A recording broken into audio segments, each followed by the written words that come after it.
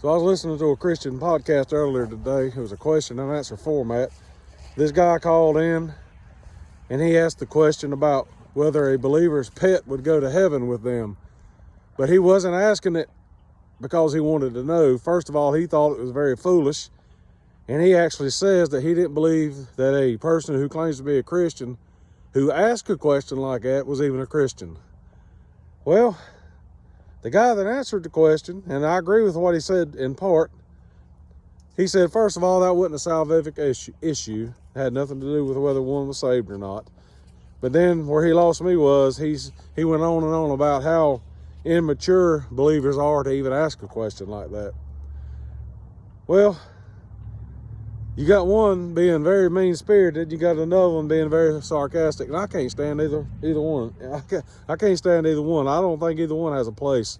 You can answer a question that someone asks, and maybe to an extent, they are asking with a lack of knowledge, but that's not how you help people grow. You don't help people grow by being snarky with them.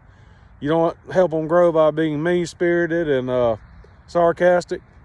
Makes me wonder if those people even have been born again. But anyway, back to the question that was asked. I'm going to tell you what I think about it, in as a loving manner as I know how. You can see I got one in the background right there.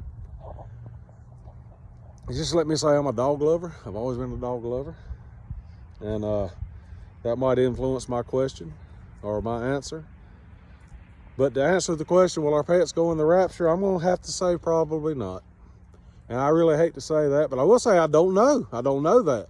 I think the rapture's for believers. But I'll tell you what I do believe about our pets.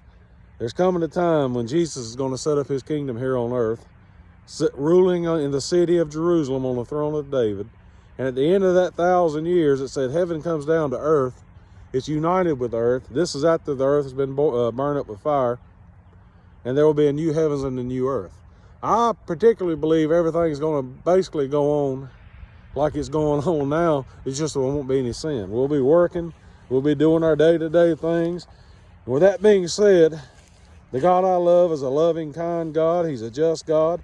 He loved us so much that he sent his son to die for us that we might be born again and have everlasting life. And he's a God who wants to give his children good things. He wants to give us an abundance. And because of that, I truly believe that if our heart's desire, and I don't think it's foolish, the guy was going on and on about how that was even a foolish request or a foolish thought. Isn't Jesus enough? Well, of course Jesus is enough. That's not the point. I believe that our pets, if that's the desires of our heart, I believe that little dog you just saw in the video, that's my buddy, and his name's Buddy. I believe our dogs, our pets, can be with us in eternity. I truly believe that with all my heart. And I don't think there's anything wrong with believing that.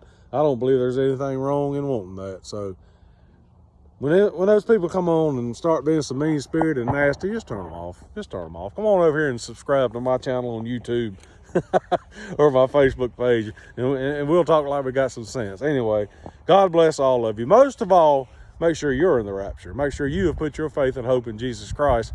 Make sure you have believed the gospel that Jesus died, was buried, and rose again, and he did it for you.